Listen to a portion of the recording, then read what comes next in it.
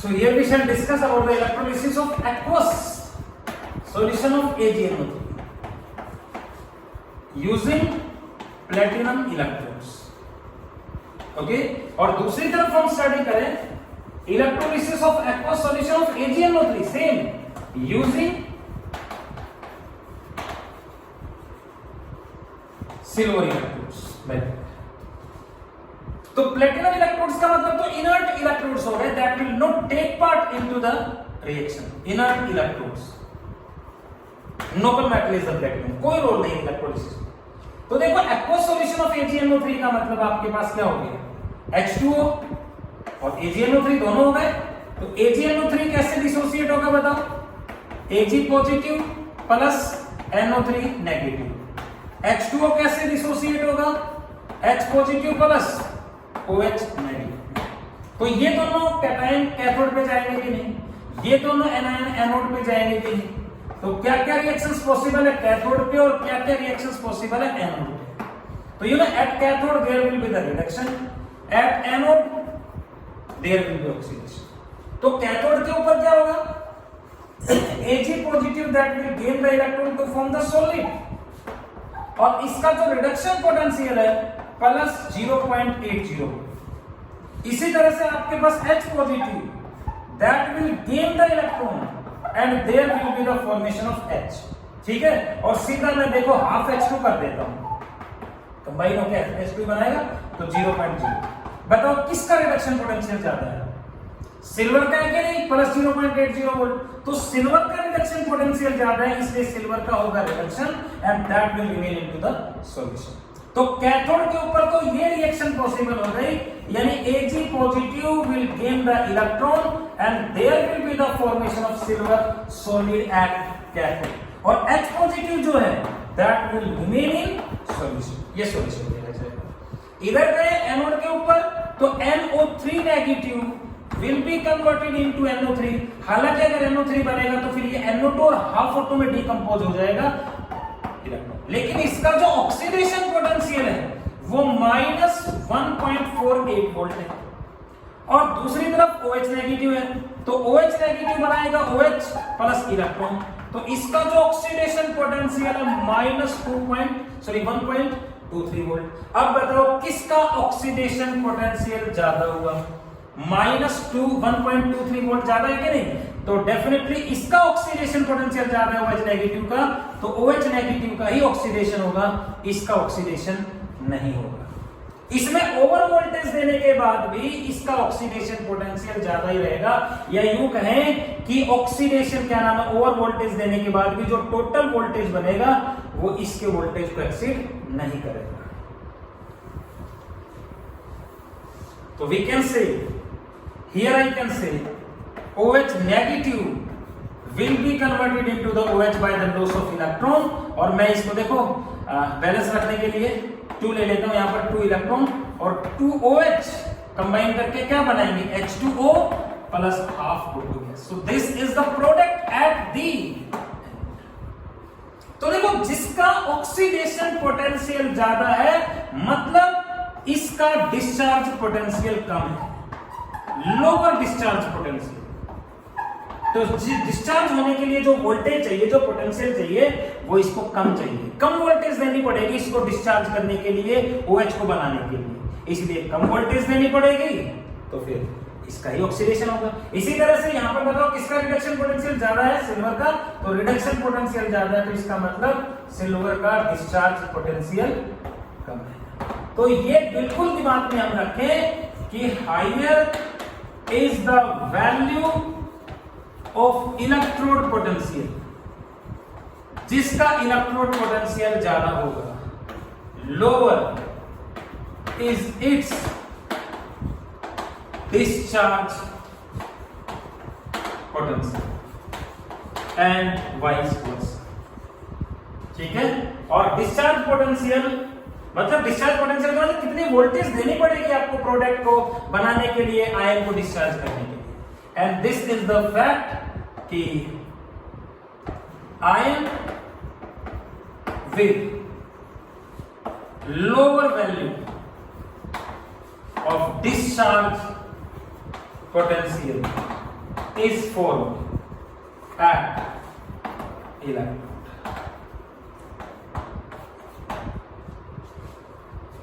ठीक है, या यूं कहें कि वो आयन जिसका इलेक्ट्रोड पोटेंशियल ज्यादा है, चाहे वो रिडक्शन पोटेंशियल हो या ऑक्सीडेशन पोटेंशियल, वो बनेगा इलेक्ट्रोड के ऊपर सिर्फ कौन से कांसेप्ट को छोड़कर, Cl नेगेटिव और OH नेगेटिव को छोड़कर, इन दोनों।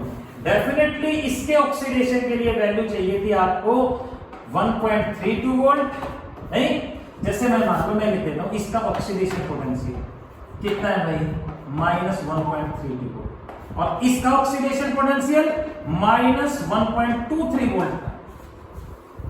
Cl नेगेटिव का जो ऑक्सीडेशन पोटेंशियल था वो था आपके पास -1.32 वोल्ट, और OH नेगेटिव का जो ऑक्सीडेशन पोटेंशियल था वो था -1.23 वोल्ट। तो फिर जो डिस्चार्ज पोटेंशियल होता है ना, वो क्या हुआ, वो उल्टा कर दो, पॉजिटिव में कर दें। 1.32 वोल्ट चाहिए मतलब इसका ऑक्सीडेशन करने के लिए, और इसका ऑक्सीडेशन करने के लिए कितना चाहिए भाई आपको, 1.23 वोल्ट। ये चाहिए कि नहीं? अब देखो इसमें, देखो किसको कम वोल्टेज चाहिए, डिस्चार्ज पोटेंशियल किसका कम है, OH नेगेटिव, मतलब इसका ऑक्सीडेशन करने के लिए आपको कम पोटेंशियल देनी पड़ेगी, इसलिए इसका ऑक्सीडेशन होना चाहिए। लेकिन मैंने बताया कि इसमें O2 गैस बनती है, इसलिए इसमें कुछ एक्स्ट्रा वोल्टेज देनी पड़ती है। जैसे मान लो 0.2 ही आपने एक्स्ट्रा दे दी, तो अब इसको टोटल वोल्टेज जो देनी पड़ रही है वो 1.43 देनी पड़ रही है। तो अब इसका और जो क्या नाम है, तो डिस्चार्ज पोटेंशियल जो है अब ज्यादा हो गया कि नहीं? तो ये जो 0.2 की वैल्यू हमें देनी पड़ रही है ना, this 0.2 is known as what, over voltage. ये एक्स्ट्रा वोल्टेज जो हम देते हैं इसको ओवर वोल्टेज कहेंगे, और ओवर वोल्टेज देने के बाद इसका जो टोटल डिस्चार्ज पोटेंशियल है वो देखो इससे एक्सीड करते हैं। अब इसका डिस्चार्ज पोटेंशियल ज्यादा हो गया ना, तो इसका ऑक्सीडेशन नहीं हो पाएगा और Cl नेगेटिव का ही ऑक्सीडेशन होगा। ठीक है भाई। इसी तरह से दूसरी तरफ आपके पास NO3 नेगेटिव था, वो कन्वर्ट होता है NO3 में by the loss of electron, और इसका जो ऑक्सीडेशन पोटेंशियल आपने लिखा वो -1.48 वोल्ट, तो इसका जो डिस्चार्ज पोटेंशियल हो गया वो 1.48 वोल्ट। उल्टा होता है बिल्कुल, दिमाग में डाल लो इस बात को। इतनी वोल्टेज देनी पड़ेगी क्योंकि इलेक्ट्रोलिसिस करने के लिए तो आप वोल्टेज दे रहे हो बैटरी से। दूसरी तरफ OH negative will be converted into the OH by the loss of electron -1.23। बताओ डिस्चार्ज पोटेंशियल क्या लिखूं, 1.23। अब देखो मैंने बताया इसमें O2 गैस बनेगी, तो O2 के लिए एक्स्ट्रा वोल्टेज देंगे, मान लो 0.2 देंगे तो 1.2। अब भी बताओ इसका डिस्चार्ज पोटेंशियल तो इससे कम ही रखे नहीं, और डिस्चार्ज पोटेंशियल कम है तो डेफिनेटली ऑक्सीडेशन OH नेगेटिव का ही होगा। वहां पर इसका टोटल डिस्चार्ज पोटेंशियल ज्यादा हो गया Cl नेगेटिव, क्योंकि डिफरेंस कम था ना, तो ये एक्सीड कर गया, ओवर वोल्टेज देते ही एक्सीड कर गया था, इसलिए इसका डिस्चार्ज पोटेंशियल ज्यादा हो गया, तो ये डिस्चार्ज नहीं होगा। कम ही रहा ओवर वोल्टेज देने के बाद भी, तो यही डिस्चार्ज होगा। ठीक है, तो बताओ aqueous solution of silver nitrate का अगर आपने ऑक्सीडेशन किया एक्वस सॉल्यूशन ऑफ AgNO3 का, तो बताओ कैथोड पे क्या बना, सिल्वर, H पॉजिटिव सॉल्यूशन में रह गया। एनोड पे के बताओ क्या बना, O2 गैस, याद रखना। और सॉल्यूशन बताओ किसका बनेगा, तो वहां से H पॉजिटिव आया, यहां से NO3 नेगेटिव रह गया सॉल्यूशन में, HNO3, और HNO3 बनेगा तो बताओ pH डिक्रीज करेगा। So during the electrolysis of aqueous solution of AgNO3, the pH of solution will be decreased. ठीक है, अभी दूसरा एग्जांपल ले ले, aqueous solution of AgNO3 using silver electrodes, Ag electrodes का ही यूज करें। So what we can say, वही reaction बताओ कैथोड पे कौन कौन से जाएंगे, अभी किया आपने, Ag positive will gain the electron, Ag बनेगा, H positive will gain the electron, H बनेगा। तो इसका रिडक्शन पोटेंशियल 0.80 वोल्ट और इसका रिडक्शन 0.0। तो किसका रिडक्शन पोटेंशियल ज्यादा है, सिल्वर का, definitely that will undergo the reduction and that will remain in the solution. ये रिएक्शन होगी। तो कैथोड के ऊपर तो देखो सेम वही प्रोडक्ट बन रहा है। एनोड के ऊपर जाए तो एनोड के ऊपर आपके पास एक NO3 नेगेटिव है, NO3 बनाएगा by the loss of electron. ठीक है, oxidation potential -1.48, OH negative water से आ रहा है, OH इलेक्ट्रॉन, ऑक्सीडेशन पोटेंशियल -1.23। लेकिन यहां पर देखो सिल्वर के इलेक्ट्रोड है तो सिल्वर का जो एनोड है that will also take part into the reaction Ag will be converted into the Ag positive plus electron और इसका जो ऑक्सीडेशन पोटेंशियल है -0.80। सिल्वर का रिडक्शन पोटेंशियल अगर प्लस में है तो फिर ऑक्सीडेशन पोटेंशियल नेगेटिव होगा। तो बताओ तीनों में से किसका ऑक्सीडेशन पोटेंशियल सबसे ज्यादा है? Which is having the highest oxidation potential? सबसे इजीली किसका ऑक्सीडेशन हो जाएगा? ये होगा क्या नहीं? तो ये भी नहीं होगा, ये भी। मतलब सिल्वर इलेक्ट्रोड यूज करेंगे तो एनोड पे कोई प्रोडक्ट नहीं बनेगा, बल्कि जो सिल्वर है एनोड की फॉर्म में वो डिसॉल्व हो जाएगा। ठीक है, कोई प्रोडक्ट नहीं बन रहा, ये सॉल्यूशन नहीं रह गए OH नेगेटिव और NO3 नेगेटिव। तो we can say at cathode क्या प्रोडक्ट बना? सिल्वर। और एट एनोड कोई प्रोडक्ट नहीं बनेगा,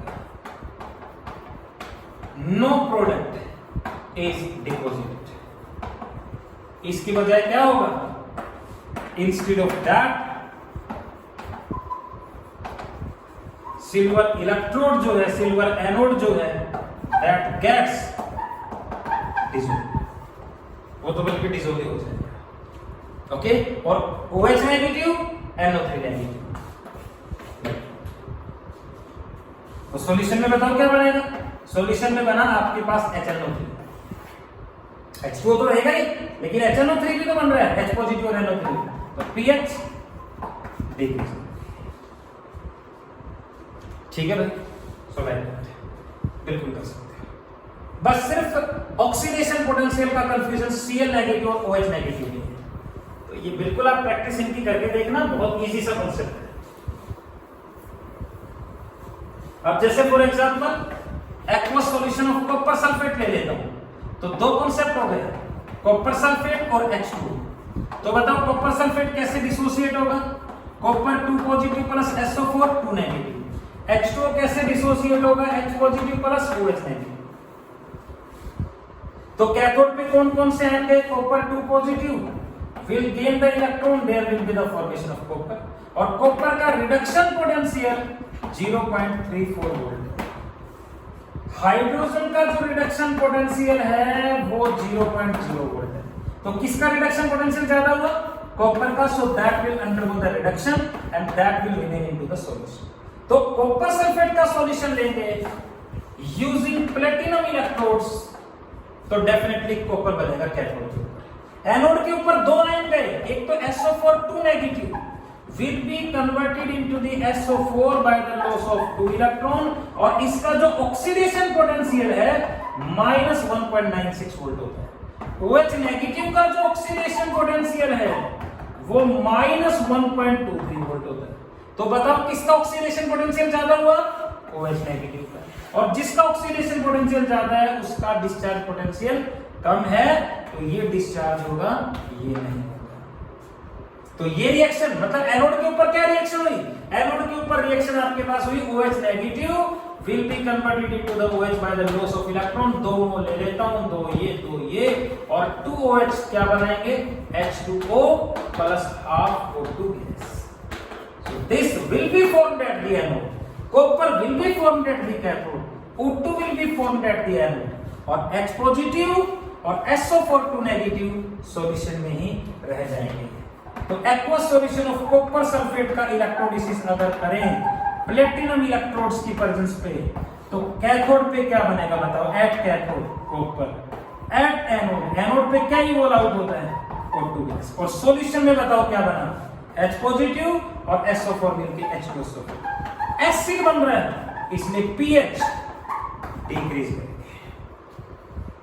ठीक है भाई, so this is about the electrolysis of various types of solutions and it is all about the electrolytic solutions. That's all.